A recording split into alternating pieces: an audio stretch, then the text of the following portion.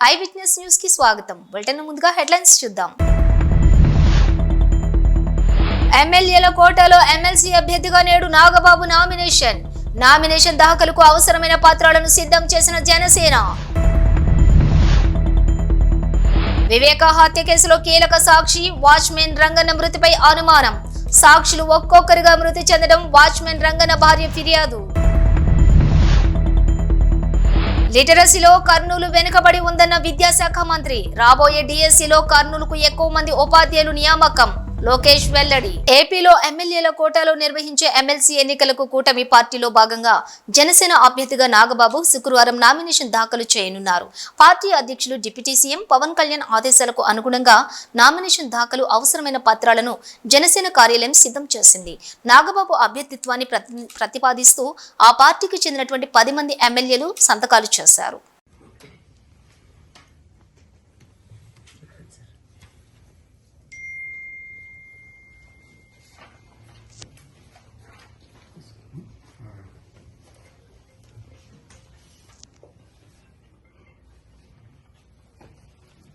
వివేక హత్య కేసులో కీలక సాక్షి వాచ్మెన్ రంగన్న మృతిపై కడప జిల్లా SP Ashok Kumar press meet నిర్వహించారు.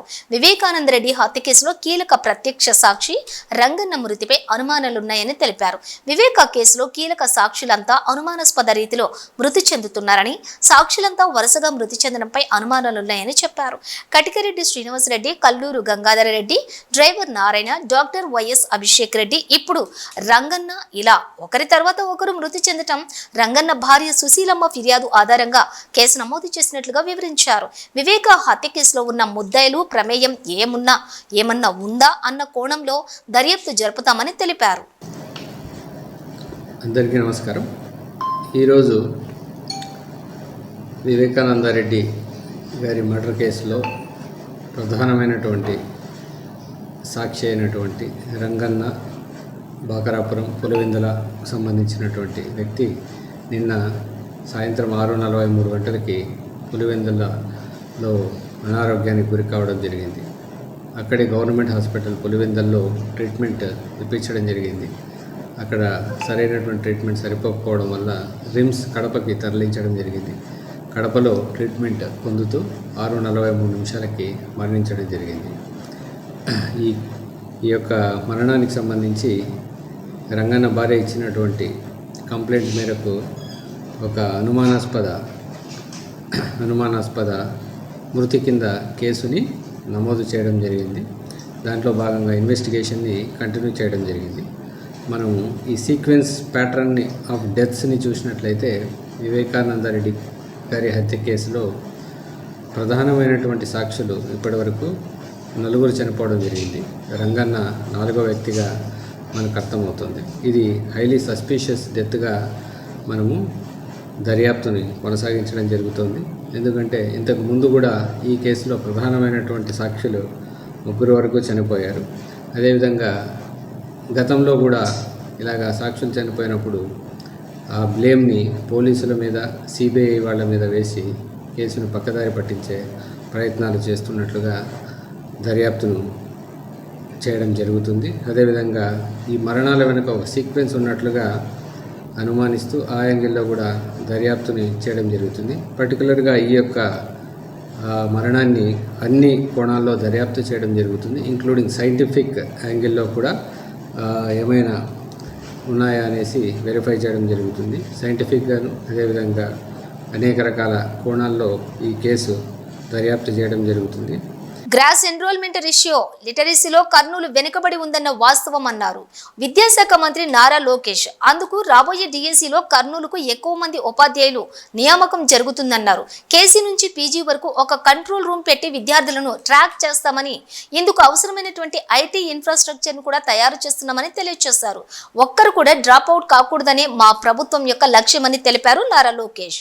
గ్రాస్ ఎన్రోల్మెంట్ రేషియో కానీ, లిటరసీ రేట్ కానీ, డ్రాప్ అవుట్ కూడా చూస్తే అన్నిట్లో కర్నూలు పార్లమెంట్ వెనుకబడి ఉంది. అది వాస్తవం, దాంట్లో ఎలాంటి సందేహం లేదు. అందుకే మీరు ఈసారి చూస్తే డిఎస్సి లో రిక్రూట్మెంట్ లో పెద్ద ఎత్తున కర్నూలుకే ఉపాధ్యాయులు రాబోతున్నారు అధ్యక్ష. చాలా సీరియస్ గా తీసుకుంటున్నాను ఇది. అపార్ ఐడి అని కేంద్ర ప్రభుత్వం ఇప్పుడు స్లోగా మ్యాండేట్ చేస్తున్నారు. అంటే పిల్లలకి జీవితాంతం ఒక ఐడి వచ్చేస్తుంది, ఆధార్ కి ఇంటిగ్రేట్ చేసి ఒక ఐడి వస్తుంది. సో కేజీ నుంచి పీజీ వరకు అదే ఐడి వాళ్ళతో ట్రావెల్ అవుతుంది. మేము మాట్లాడుకుంది ఏంటంటే అపార్ ఐడి ద్వారా మేము ట్రాక్ చేద్దాం. ఒక కంట్రోల్ రూమ్ పెట్టి ట్రాక్ చేసి పిల్లలు ఎక్కడున్నారు, ఒక వారం పాఠశాలకు రాకపోతే ఎందుకు రావట్లేదు, ఎక్కడికి వెళ్ళారు ఈ పిల్లలు అనేది ఇప్పటి నుంచి ట్రాక్ చేద్దాం. ఐటీ ఇన్ఫ్రాస్ట్రక్చర్ మొత్తం మేము తయారు చేస్తున్నాం. ఎడ్యుకేషన్ పైన ఎటుకో షార్ట్ డిస్కషన్ ఇన్ డీటెయిల్ వెళ్ళిపోతే ట్రాక్ చేసి ఒక్కరు కూడా డ్రాప్ అవుట్ అవ్వకూడదు. ఇక్కడ రెండు విషయాలు. ఒకటి, మీరు అన్నట్టు హాస్టల్ చాలా లిబరల్ గా వాడేసాం. మీరు ప్రశ్న అడిగారు, లిబరల్ గా చెప్పాం. మీరు అన్నట్టు బ్రేక్ఫాస్ట్, లంచ్, డిన్నర్ ఇక్కడ హాస్టల్ వసతులు లేవు, వాస్తవం, అందరు తెలిసిన విషయం. అని మేము ఆలోచించే రెండు విషయాలు. ఒకటి, ఇప్పుడున్న సంక్షేమ హాస్టల్స్ ఎట్లా బలోపేతం చేయాలి. ఒక భాగం అయితే వలసలుగా వెళ్తారు అధ్యక్ష. ప్రధానంగా వాళ్ళందరూ మిర్చి సమయంలో ఇక్కడికి వచ్చి, గుంటూరులో ఎక్కువ శాతం మంది ఇక్కడ ఉంటారు. సో వాళ్ళు ఇక్కడికి వచ్చినప్పుడు ఇక్కడ అడ్మిషన్స్ ఇవ్వచ్చా, దానికి విధి విధానాలు ఏంటి అంటే వచ్చేది ఒక 4 నెలలు 5 నెలలకి ఇక్కడ అడ్మిషన్స్ ఇచ్చి వాళ్ళ పిల్లలకి చదువు ఇక్కడ కొనసాగించచ్చా. ఎందుకంటే అక్కడ స్కూల్ కిట్ ఎక్కువ ఇస్తాం కనుక ఇక్కడ చేయొచ్చు. ఆ ట్రాకింగ్ కూడా ఇప్పుడు మొదలు పెడతాం. అది ఒక భాగం. అంటే ఒక పక్కన హాస్టల్స్, ఇంకో పక్కన ఈ ట్రాకింగ్ రెండు ఉంటేనే డ్రాప్ అవుట్ రేట్ తగ్గుతుంది. దాంట్లో ఎలాంటి సందేహం లేదు. జగన్ పై యలమంచిలి ఎమ్మెల్యే సుందరపు విజయ్ కుమార్ సెటైర్లు వేశారు. ఆయన మాట్లాడుతూ వచ్చే ఎన్నికల్లో జగన్ పులివెందుల నుంచి కాకుండా బెంగళూరు నుంచి పోటీ చేస్తాడేమో వ్యంగ్యంగా మాట్లాడారు యలమంచిలి ఎమ్మెల్యే సుందరపు విజయ్ కుమార్. బెంగళూరు ప్యాలెస్ లో కూర్చొని మాట్లాడుకో, నాకు అర్థం కాల. నెక్స్ట్ టైం పులివెందుల ప్రజలు కూడా మనోడిని తిరస్కరిస్తారు. ఎందుకంటే మేము ఒక సీటు నుంచి 21 సీట్లకి ఎదిగాం, అది కూడా 100% స్ట్రైక్ రేట్తో. నువ్వు 151 సీట్ల నుంచి 11 సీట్లకి దిగజారిపోయావు. ఇది ఇంకా నువ్వు అక్కడి నుంచి కూడా దిగజారిపోతే నాకు అర్థం కాల. రేపు బహుశా పులివెందులు వదిలి బెంగళూరు నుంచి పోటీ చేస్తాడేమో, కర్ణాటకలో పోటీ చేస్తాడేమో, నాకు అర్థం కాల. మాటికి జర్మనీలో ఉన్న రూల్స్ తీసుకొస్తుంటాడు. అరే బాబు, హైదరాబాద్ పాత బస్తీ బహదూర్పురా పోలీస్ స్టేషన్ పరిధిలోని బహదూర్పురా చౌరస్తా వద్ద లారీ మెకానికల్ వర్క్ షాప్ లో భారీ అగ్ని ప్రమాదం చోటు చేసుకుంది. గతంలో కూడా ఇదే లారీ మెకానికల్ వర్క్ షాప్ లో ఒక అగ్ని ప్రమాదం సంభవించింది. మెకానికల్ వర్క్ షాప్ సమీపంలోని ఉన్న 3 అంతస్తుల భవనంలో మంటలు వ్యాపించాయి, చెలరేగాయి. సంఘటన స్థలానికి చేరుకున్నటువంటి ఫైర్ సిబ్బంది మంటలను అదుపులోకి తీసుకొస్తున్నారు. ఈరోజు 7:45 Bahadurpura X road, Kishanbagh road మీద ఒక అగ్ని ప్రమాదం జరిగింది. ఇమీడియట్గా మా కార్యకర్తలు టెలిఫోన్ చేయడంతో మా కార్పొరేటర్స్ మొహమ్మద్ ఖాదర్ గారు మరి హుసేని పాషా గారు చేరుకున్నారు. అదేవిధంగా ఫైర్ ఆఫీసర్స్ను టెలిఫోన్ చేసి ఇమీడియట్గా బండ్లు తెప్పించి ఇక్కడ అగ్ని జరిగిన చోటు దానికి చేయడం జరిగింది. ఇలాంటి సంఘటనలు జరగకుండా మా భూమి ఓనర్ ఎవరున్నారో వాళ్ళకు కూడా మేము టెలిఫోన్ చేసి మాట్లాడడం జరిగింది ఇమీడియట్గా. ఎందుకంటే పాత బండ్లు, టైర్లు, మరి సీట్లు ఇవి అన్నీ ఒక జాగాలో వేసి వాళ్ళు కాలబెట్టిన తర్వాత మొత్తం పక్కకు ఇళ్ళు ఉన్నాయి. దాంతో రైట్ హ్యాండ్లో హాస్పిటల్ ఉంది, లెఫ్ట్ హ్యాండ్లో పెట్రోల్ బంక్ ఉంది. అది చూసుకుంటూ మరి ఈ విధంగా మళ్ళీ ఒకసారి కాకుండా చూసుకోవాల్సిన బాధ్యత మా పైన కూడా ఉంది. కాబట్టి మేము వాళ్ళకి అధికారులు కూడా చెప్పడం జరిగింది. ఇమీడియట్గా దీనికి 2-3 రోజుల్లో మొత్తం ఇక్కడ ఉన్నటువంటి కార్ఖానాను మొత్తం ఖాళీ చేయాలని వాళ్లకు కోరడం జరిగింది. వాళ్ళు కూడా ఒప్పుకున్నారు, ఇమీడియట్ గా మేము ఖాళీ చేస్తామని. యాదాద్రి భువనగిరి జిల్లా చోటుప్పల్ మున్సిపల్ కేంద్రంలో దొంగతనానికి ప్రయత్నించారు దుండగులు. షట్టర్ పగలగొట్టి దుకాణంలోకి చొరబడ్డారు దొంగలు. షాప్ యజమాని ఫిర్యాదు మేరకు సంఘటన స్థలానికి పోలీసులు చేరుకుని క్లూస్ టీం ద్వారా ఆధారాలు సేకరిస్తున్నారు పోలీసులు.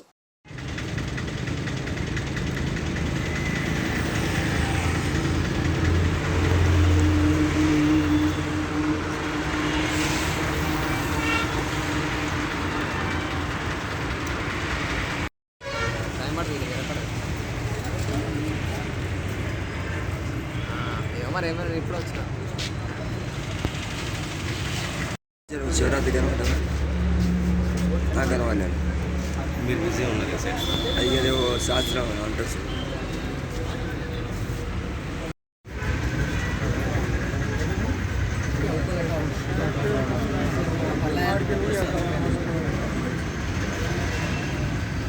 కుత్బుల్లాపూర్ నియోజకవర్గంలోని అక్రమ నిర్మాణాలపై జీహెచ్ఎంసీ అధికారులు కొరడా జులిపించారు. గాజుల రామారం సర్కిల్ 26, సూరారం, సిద్ధి వినాయక్ నగర్లోని ఫ్లాట్ నంబర్ 35, 36లో హైకోర్టు ఆదేశాలతో కూల్చివేతలు ప్రారంభించారు. కూల్చివేతలను బిల్డింగ్ యజమానులు అడ్డుకున్నారు. దీంతో కొద్దిసేపు జీహెచ్ఎంసీ అధికారులకు బిల్డింగ్ యజమానుల మధ్య ఘర్షణ వాతావరణం నెలకొంది. పోలీసులు జోక్యం చేసుకుని అధికారుల పనికి అడ్డుపడొద్దని నచ్చజెప్పారు.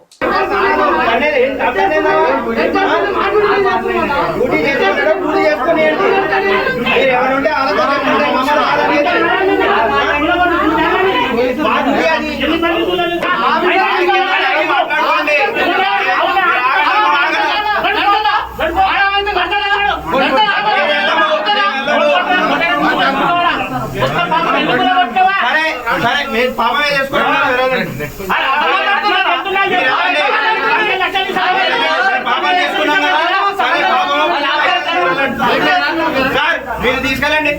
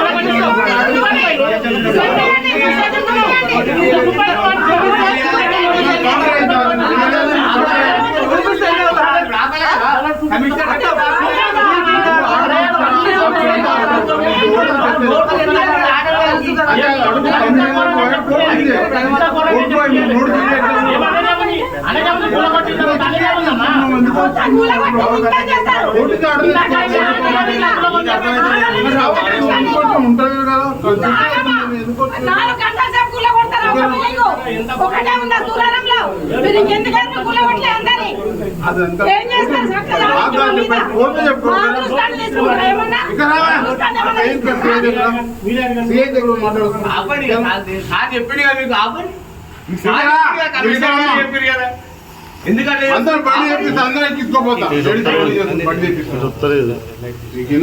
ప్రఖ్యాత బ్రాండెడ్ సంస్థలు నగరంలోని సేవలు అందించడం అభినందనీయమని హైదరాబాద్ మేయర్ గద్వాల్ విజయలక్ష్మి అన్నారు. బంజారాహిల్స్ లో వుడ్లాండ్ సంస్థ కార్యకలాపాలను జీహెచ్ఎంసీ మేయర్ గద్వాల్ విజయలక్ష్మి ప్రారంభించారు. ఈ సందర్భంగా మేయర్ మాట్లాడుతూ నగరానికి నిత్యం వస్తున్న విదేశీ టూరిస్టులు వారి యొక్క అవసరాలకు అనుగుణంగా ఆహారం విషయంలో, వస్తువుల విషయంలో ప్రపంచంలోనే ఏ దేశంలో దొరికేవైనా ఇక్కడ లభిస్తుండడం గొప్ప విషయమన్నారు.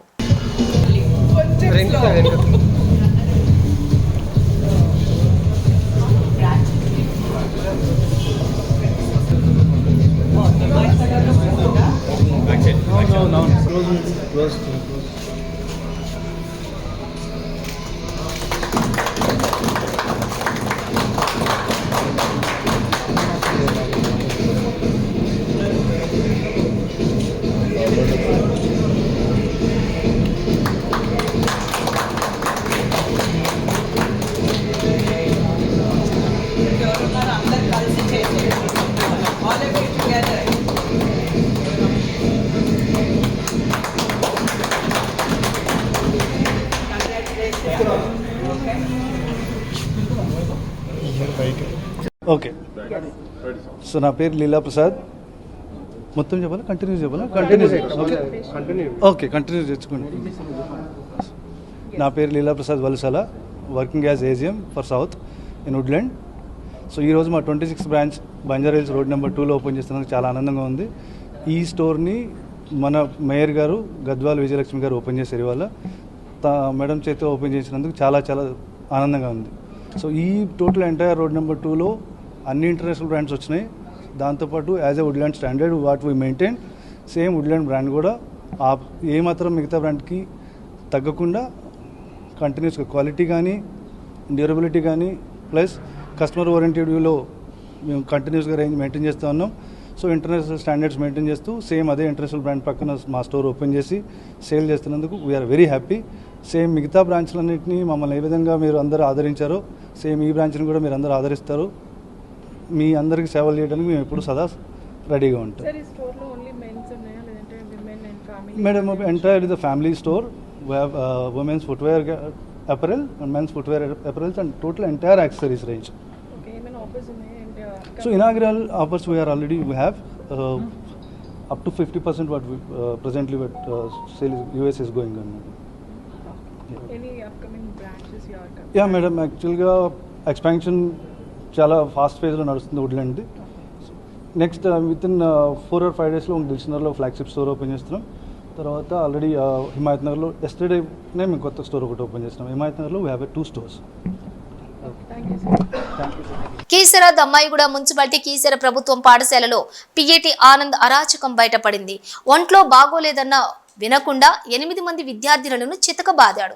8వ తరగతి చదువుతున్న ప్రణతి, వైశాలి, కావ్య, నవ్య, చరణ్య, అర్చన, బ్లెస్సీ కీర్తనలను గేమ్స్ పీరియడ్లోని ఆటలాడేందుకు విద్యార్థినులు రాలేదని ఏమాత్రం కనికరం లేకుండా కరెంటు వైర్ తోటి చితకబాదాడు పిఏటి ఆనంద్. ఇంటికి వచ్చిన విద్యార్థినులకు జ్వరం రావడంతో గమనించిన తల్లిదండ్రులు ఒంటిపై గాయాలు చూసి షాక్ కు గురయ్యారు. జరిగిన విషయం తెలుసుకుని ఆడపిల్లలపై విచక్షణ మరచి కరెంటు వైర్తో కొట్టడం పట్ల తల్లిదండ్రులు ఆగ్రహం వ్యక్తం చేస్తున్నారు. పిఈటి ఆనందపై తక్షణమే చర్యలు తీసుకోవాలని కోరారు. నా పేరు ప్రణతి, నేను 8th క్లాస్ చదువుతున్నా. మై నేమ్ ఇస్ నవ్య, నేను 8th ఇంగ్లీష్ మీడియం చదువుతున్నా. ఎందుకు సార్ టీచర్తో మాట్లాడుతుంటే గేమ్స్ ఆడలే నన్ను కొట్టిండు. ఎంతమంది కొట్టిండు? ఒక 10 మెంబర్స్ ఉంటుంది అట్లా. గేమ్స్ ఆడినందుకు కొడుతున్నా? స్పోర్ట్స్ ఆడకుండా కొట్టిండా? స్పోర్ట్స్ అలా టీచర్తో మాట్లాడుతున్నా కొట్టిండు. నేను 8th క్లాస్ చదువుతున్నా గవర్నమెంట్ స్కూల్లో. అయితే మా పీటీ సార్ మేము వాడ చాకరీ అవుతలేదని కూర్చుంటే వచ్చి కొట్టిండు. చాకరీ అవుతలేదని చెప్పినా కానీ కొడుతూనే ఉండు. అందుకనేసి ఎందుకు కొట్టిండు అని మమ్మీ వాళ్ళకి వచ్చి చెప్తే మమ్మీ వాళ్ళు ఇవాళ వస్తా అని అన్నారు. జ్వరం వచ్చింది నాకు, అందుకే మమ్మీ వాళ్ళు వస్తారు ఇవాళ వచ్చి మాట్లాడదామని చెప్పారు. ఆడదని చెప్పేసి కాలేజీకి వచ్చినాము, అందుకనేసి వచ్చి అందుకనేసి ఎందుకు కొట్టిందా అని అడగడానికి మమ్మీ వాళ్ళు వస్తారు. ఎంతమంది కొట్టినా? 7 మెంబర్స్.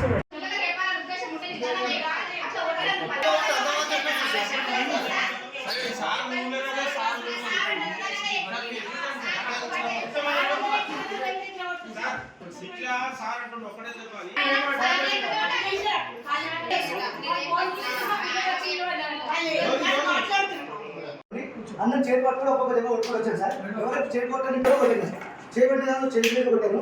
ఎవరైతే బయటకి ఎవరు వస్తున్నారో వాళ్ళ పక్కన మీరు ఇట్లా తిప్పకుండా వస్తుంది చెప్పి నేను దెబ్బ కొట్టి పంపించి కరెంట్ క్లాస్ పంపించాను. కరెంట్ నేర్చుకున్నాను. కరెంట్ నేర్చుకున్న తర్వాత క్లాస్ అయిపోయిన తర్వాత లాస్ట్ పీరియడ్ ఉంది. లాస్ట్ పీరియడ్ మొదలు నేను 7th క్లాస్ వాళ్ళని ఆడిపించుకున్నాను సార్. ఆడిపించుకున్న తర్వాత చిన్న స్టిక్ ఉన్నా సార్, వైర్ కట్టే సార్, కట్టే కాదు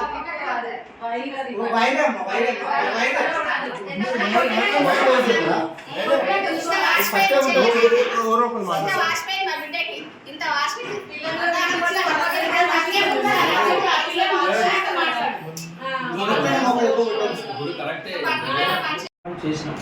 caring is not a solution. ఇది అంటే ఇంటెన్సిటీ ఎక్కువ, దెబ్బ మీద ఇంటెన్సిటీ ఎక్కువ ఉంటేనే కానీ వాత వస్తుంది. జరగడానికి చోట జరిగితే ఇప్పుడు బట్ట లేకపోతే వాత రావచ్చు, బట్ట ఉన్నా వాత రావచ్చు. అంటే ఇంటెన్సిటీ ఎక్కువ ఉన్నప్పుడు బట్ట ఉన్నా వాత వస్తుంది. కాబట్టి కొట్టడం అనేది పొరపాటు, తప్పు లేదా పొరపాటు. కాబట్టి దానికి మీరు ఎక్స్ప్లెనేషన్ రాసి తర్వాత నేను గారికి పంపిస్తాను. నల్గొండ జిల్లా కేంద్ర ప్రభుత్వం ఆసుపత్రిలోని 3 ఏళ్ల బాలుడి కిడ్నాప్ కేసు సుఖాంతమైంది. ఈ నెల 4న మధ్యాహ్నం సమయంలోని బాలుడిని నకరేకల్ మండలం మాండ్రాకు చెందినటువంటి దొండగుడు సీతారాములు ఎత్తుకుపోయాడు. బాధితుల ఫిర్యాదుతో 2 టౌన్ పోలీసులు విచారణ చేపట్టారు. బాధిత కుటుంబం గత 3 ఏళ్లుగా ఆసుపత్రి ఆవరణలోనే నివాసం ఉంటుంది. అక్కడే నివాసం ఉంటున్న ప్రభుత్వ ఆసుపత్రి సిబ్బంది పట్టించుకోలేదు. సీసీ ఫుటేజ్ లో చూయించిన సమయానికి ఆ లొకేషన్ లో కాల్ డేటా తీశారు పోలీసులు.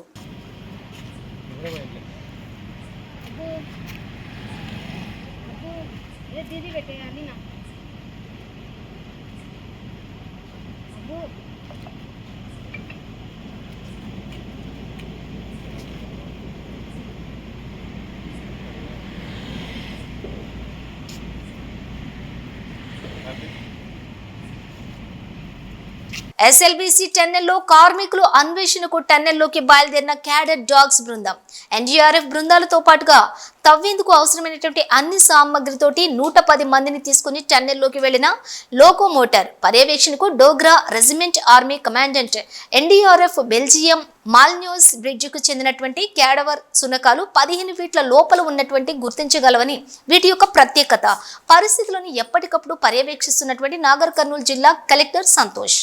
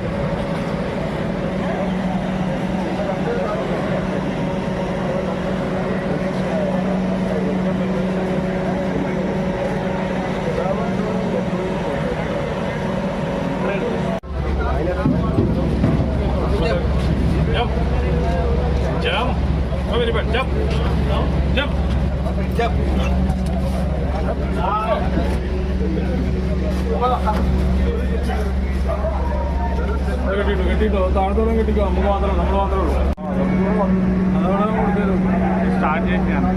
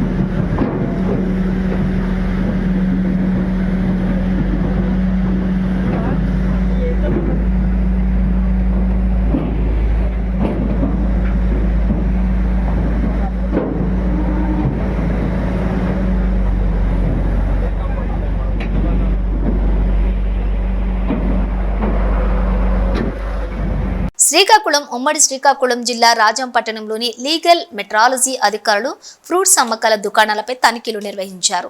పట్టణంలోని పండ్ల దుకాణదారులపై తరచుగా వస్తున్నటువంటి ఫిర్యాదుల మేరకు ఈ దాడులు నిర్వహించినట్లుగా జిల్లా లీగల్ మెట్రాలజీ అధికారులు దామోదర్ నాయుడు, బలరాం కృష్ణ తెలిపారు. ఈ సందర్భంగా సిబ్బందితో కలిసి కాటాలను పరిశీలించి తూకాలు సరిగా లేని కాటాలు సీజ్ చేసి 10 మందిపై కేసులు నమోదు చేసి జరిమానాలు విధించారు. ఇకపై తూకాల్లో తేడా వస్తే కఠినమైన చర్యలు ఉంటాయని హెచ్చరించారు.